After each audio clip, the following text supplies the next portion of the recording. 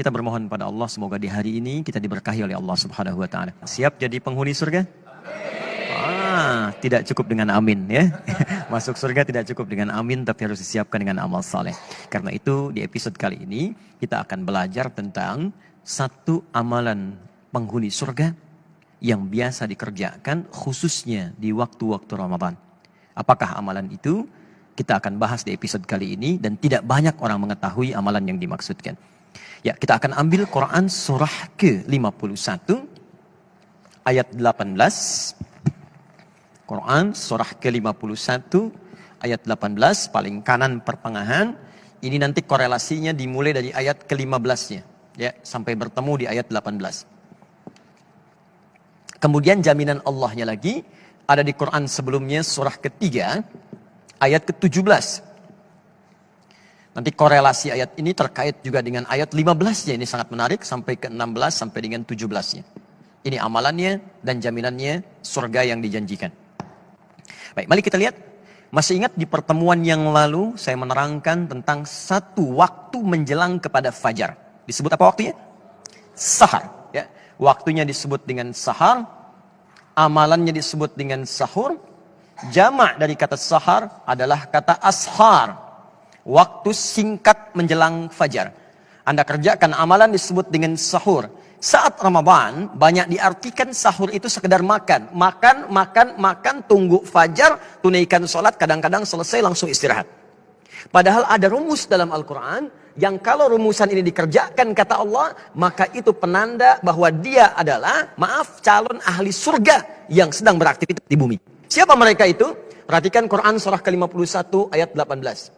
Wabil ashari hum yastaghfirun. Ada orang-orang penghuni surga itu yang aktivitasnya saat di dunia di waktu sahar. Wabil ashari hum yastaghfirun. Mereka banyak beristighfar kepada Allah Subhanahu wa taala. Istighfar. Siapa mereka ini? Kembalikan ke ayat 15-nya. Innal muttaqina fi jannatin wa uyun. Ada orang-orang takwa yang akan masuk surga, surganya spesial. Jadi orang yang biasa istighfar di waktu sahar itu surganya spesial. Kata Allah, mereka akan tinggal di taman-taman surga. Akhidhina ma atahum rabbuhum. Keunggulan yang kedua, mereka akan langsung mendapatkan kenikmatan surga dari Allah tanpa perantara. Jadi bisa menatap Allah tanpa hijab. Ya, nanti di hari kiamat saat kembali kepada Allah. Nanti ayatnya di Quran surah 75, ayat ke-22 sampai dengan 23. Ya, wujuhun yawma idzin nadhirah. Ada orang yang wajahnya berbinar, gembira sekali. Bukan karena masuk surganya. Ya, bukan karena surganya. Ila rabbiha nadhirah. Karena bisa menatap Allah langsung tanpa hijab seketika. Siapa di antara mereka itu? Inilah yang saat di dunia punya kebiasaan istighfar di waktu sahar. Nah, jadi saya ingin simpulkan bahwa dalam bahasan ini, yang pertama, teman-teman, kalau sudah masuk waktu sahur, jangan cuma makan.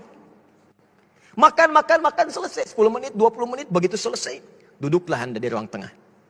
Datang bersama keluarga. Lalu istighfar kepada Allah Subhanahu wa taala. Astagfirullah. Ya Allah, saya minta ampun ya Allah. Jika Anda bisa kerjakan itu, maka hadisnya hadis qudsi. Diriwayatkan oleh 30 orang sahabat senior jalur pertamanya. Ya, Nabi mengatakan, Allah berfirman, kalau sudah datang akhir-akhir malam itu menjelang fajar, maka Allah kemudian turun ke langit dunia dan menyampaikan kepada hamba-hambanya. Perhatikan kalimatnya. Ya ibadi, siapa yang di antara hambaku? Hambaku. Siapa yang minta, aku kabulkan. Siapa yang berdoa, aku jawab.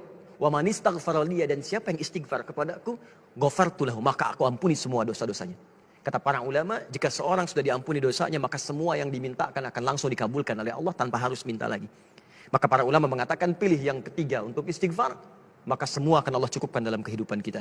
Karena itulah orang istighfar disebut lagi di Quran surah ketiga ayat ke-17. Orang-orang penghuni surga dengan 4 golongan lain. As-sabirina, was-sadiqina, wal-qanitina, wal-munfiqina, wal-mustaghfirina bil ashar. Kata Allah, ada 5 golongan yang dapat anugerah di surga dengan dapat keriduan Allah yang paling besar. Orang-orang sabar, orang-orang yang khusyuk dalam salat, orang-orang yang rajin bersedekah, dan orang-orang diantaranya yang senang berinfak, serta orang-orang yang beristighfar di waktu fajar. Maka kalau tak mampu Anda sabar, rajinlah sedekah. Tak mampu bersedekah, maka rajinlah Anda khusyuk dalam salat. Tak mampu khusyuk dalam salat sepenuhnya, maka istighfarlah. Mudah-mudahan dengan itu Anda mendapatkan surga yang dijanjikan, insya Allah.